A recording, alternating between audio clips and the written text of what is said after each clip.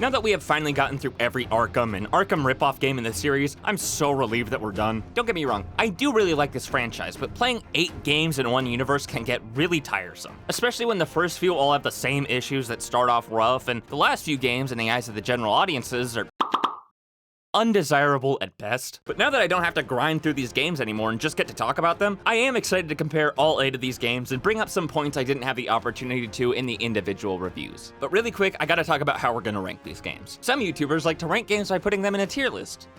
I hate that. No shade to the creators that do that, but I just don't like that format, and it doesn't really feel like it cements the ranking enough to me. I thought of going through the common aspects of each of these games and assigning points to which game does it best, the same way I did with Astrobot and Super Mario Odyssey. But the problem with that is that I'd have to figure out how to weigh the scores and points because I value story way more than I do technical performance, and so both of those having equivalent point values doesn't make as much sense to me as it does for the next and final video in this Arkham series. Also, just because one game scores more points than the others doesn't mean I like it more than the other. If you've already watched all my Arkham reviews, you can tell what the scores are and how I rank them critically with my biases, but this ranking is just all bias. Like, for example, in my subjective and biased opinion, I think Mortal Kombat 1 is a better game than Armored Core 6, but I like Armored Core 6 more. So for this ranking, we'll be going by how much I like these games, going from worst to best, 8 to 1. Now enough yapping, let's get in to number 8.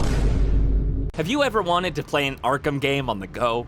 Well, buy one on the Switch, dude. This is not that. I don't think my opinion of a video game has ever dropped as steeply upon replay as it has for Batman Arkham Origins Blackgate, and frankly, I should have seen it coming. This game was not made by Rocksteady or Rocksteady's B team. It was the B team's B team. I wish there were other letters I could use to be more succinct, something after B, but that's the best way I can describe it with our 2-letter alphabet. This was the first game I ever played on the PS Vita, and I was so excited that my brain overwrote any problem I could have had with it, but after playing it for review, man, I'm never getting that time back. It's just not an Arkham game. They turned it into a 2.5D Metroidvania, which would be fine if the gameplay was fun. I'd take an Arkham platformer if it was fun, but they use a complicated top-down map for layered 3D spaces that you can't properly navigate because you can't move in 3 dimensions. The gameplay is a stripped-down, bare-bones version of the simplest form of Arkham combat, with most of the boss fights either replicating the tutorial boss or just not being a fight at all. And with how out of character each villain can be and the overcomplication of a plot that's actually very simple when you get to the heart of it, it just falls flat. It's not a story I dislike because it took a big swing and missed, it just didn't swing at all. After playing the core 4 games,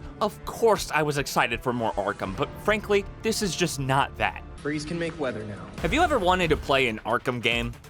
Well, buy one developed by Rocksteady, dude. This is not that. This game really did feel like it was supposed to be an Arkham game in the lead up to its release, mainly due to it being developed by the same team that made Arkham Origins. But what's weird is how WB Montreal almost forgot fundamental mechanics that were there in Origins or intentionally left them out to have a better identity. One big thing that comes to mind is how useful it is to have jumping be an automatic part of sprinting, and how no matter how old an Arkham game is, gliding was always there. Even in its most rudimentary stages, I didn't need to unlock it. But things like Barbara's paralysis, a missing Joker, mentions to a Suicide Squad, and a dead Batman lead me to believe that they didn't do it intentionally, and they did as much as they could to make people think this was an Arkham game. The similarities in character arcs and where the plot picks up is just too similar to not compare to the series that came before, making a somewhat mediocre game look worse because of how tough of an act it is to follow. Plus, it's not as atrocious as most people say it is, but just like its main villain, the Court of Owls, it's just downright forgettable. That's right, the Court of Owls slander will never stop. Have you ever wanted to play an Arkham game in VR?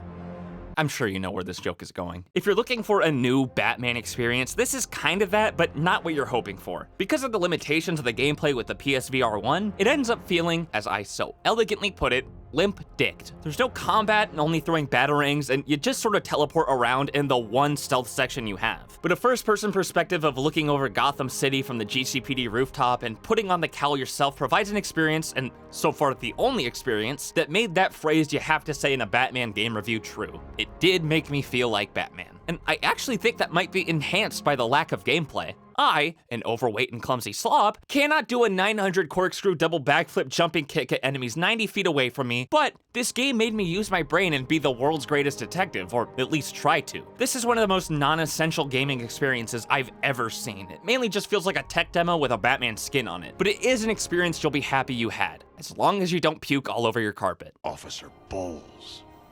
Batman Arkham Asylum is somehow, someway, people's favorite in the whole series, and I cannot understand why. I mean, I can. Nostalgia and this game being the first makes sense for people to like it more, but looking at it objectively, this game does only one thing the best. It's not the clunky boss fights that are sometimes exactly the same as certain enemies. It's not the best graphics with how dated it looks. It's not the best traversal with how rudimentary the gliding is and how minimally you use it throughout this little map. It's not the busted combo system. It's not the best music. It's not the best story with its whatever this is, but Arkham Asylum is the most innovative in the series. This is the first. It set the precedent and influenced not just the rest of the series, but how superhero games are approached in the first place. And while this aspect of it didn't influence the rest of the series specifically, it did something I appreciate incredibly. Compare this game to Fantastic, Man of Steel, The Amazing Spider-Man. What's the difference? Despite the fact that it came out only a year later, this game isn't trying to be The Dark Knight. It's actually more Batman Begins because that's when Gotham City wasn't just Chicago. This game is fully, unapologetically an adaptation of a comic book, silliness and all with that goofy-looking Batmobile. It actually suffers the most when it's trying to be grounded, like with Bane's character design. It's not higher on the list because it hasn't aged well. That combat, while influential, is a fart from a butt. But I love how even today, there's nothing quite like Batman Arkham Asylum. Step on me next.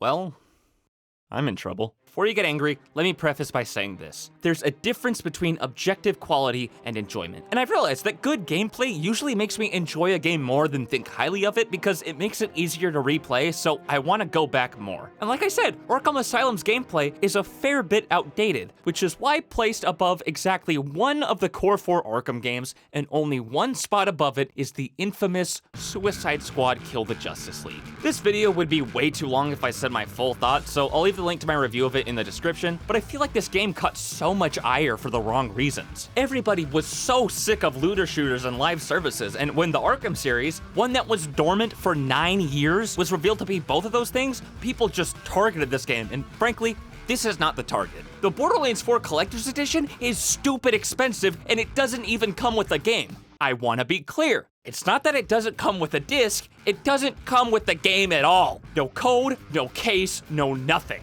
That is a problem we should focus on. It's like if Luigi Mangione targeted the manager of a CVS. There is a problem to address, that is not the game you take it out on, but because everyone did, it clouded their minds and just made them twist everything to suck. I think people forced themselves to not see what this game is. It's a joke. It's funny. It took a dead series and made something new with it. It's not trying to be an Arkham game. But because people won't look past it, and because people had the same emotional maturity with a superhero as they did with Joel Miller, they've robbed themselves of a fun experience. It's not great, there are plenty of problems, but there's so much to love, like how Captain Boomerang's movement is some of the best I've ever seen in a video game. I truly think if you can come into this game with an open mind and accept it for what it is and not what you want it to be, you'll find Suicide Squad Kill the Justice League is a game worth playing. What? So that's dangerous. I put a game people say is the worst in the series higher than they think. It's practically a call to action for my murder. How could I possibly put my life at any higher risk?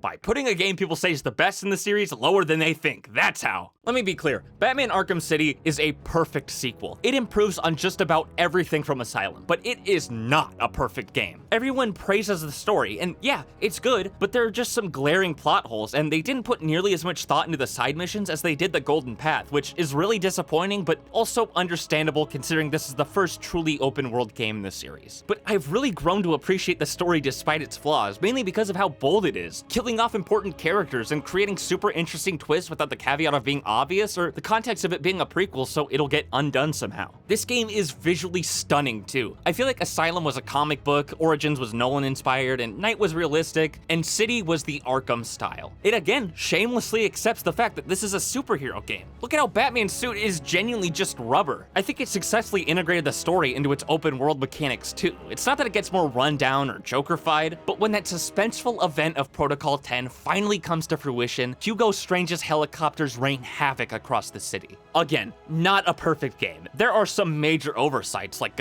how anyone ever would have approved that Harley Quinn DLC, but the brave story beats and overall improvements provide a game that will be stuck in your head just as much as the main theme is once you're done. I am in your house.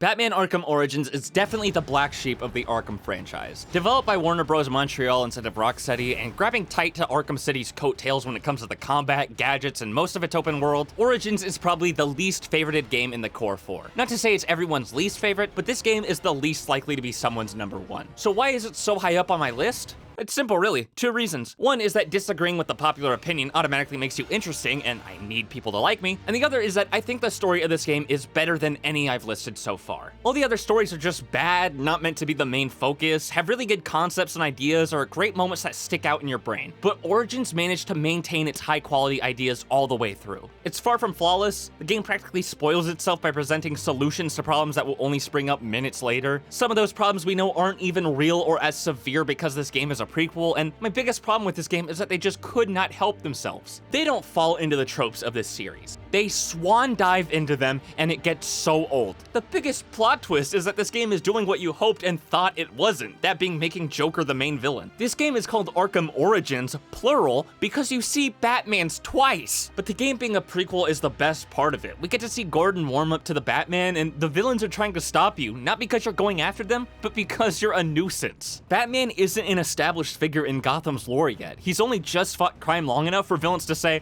alright, he's starting to piss me off, I'll pay you to get rid of him. And what this game does that no other in the franchise does is show Batman's anger. Not his violence, but unchecked rage in the early days of his career that creates faults. This is the only game in the whole franchise where Batman isn't perfect. He loses in Night, not because of any mistake he made, but simply because he's outmatched. Joker dies in City, but it's not Bruce's fault. But here, Batman isn't an apex human. He can be hurt, his morals can sway, threatening Sionis with boosting his heart rate up to 200 BPM just to get answers. What makes Arkham Origins so special is that it actually makes Batman a character. With how much I love the character of Batman in Arkham Origins, it's interesting that Batman Arkham Knight is my favorite in the series. The one where he acts like a robot and all his decisions are based on his programming to always do the most ethical thing possible. He's a complete dweeb here. The only action he takes based on his past is when he locks up Tim so what happened to Jason doesn't happen to him. But everything around this black hole of a personality is so interesting, even if you see it a mile away. The Jason reveal and storyline is written so well. The side missions feel like they're just as important as the main story, to the point one of them puts Catwoman's life on the line. Even though my eyes rolled out of their sockets when he showed up again, this game is really creative in how it brings the Joker back. The cold open with the cop in the diner is great, and speaking of, you cannot deny how cool this game is. Every little thing down to the way he gets his equipment is designed to give you goosebumps. And you can see how the rise in graphical fidelity has impacted the series over time. In Asylum it felt like a comic book, then things got more textured and techy in City, then they moved over to an armored and more protected suit for a less experienced Batman in Origins, and here, in a game that is a decade old, the graphics are still so high quality and modern that a silly rubber suit just wouldn't fly. And they grounded the world this takes place in, best shown in how beautifully dingy and disgusting Gotham City is. All it takes is one look at the neon signs contrasting against the dark sky and the rain that never stops pouring to say, oh, they get it. This game is an ode to the character of Batman, doing one of the most difficult things you can do with a character this iconic, and that's end it well. It surrounds him with his familiar rogues gallery, explores the skeletons in his closet, puts a seal on his rivalry with his greatest foe, and ends him the only way he really can be stopped, by making him fail. The villain succeeds, his plan goes through, and he gets what he wants, but for one last time, Batman wins. It's such a great wrap up to this saga of not only crime fighting, but video games. It's just a shame that it also ruins itself in the exact same game. So, now that we got the games ranked, I got one last video in store before we wrap up this series that I started over a year and a half ago, but it's just nice to lay out an order and almost review the series as a whole after going through each individual entry. And if you're confused as to why this is the end of the video, I understand completely. I left out an entry in the series, Batman Arkham Shadow, and I'll tell you why.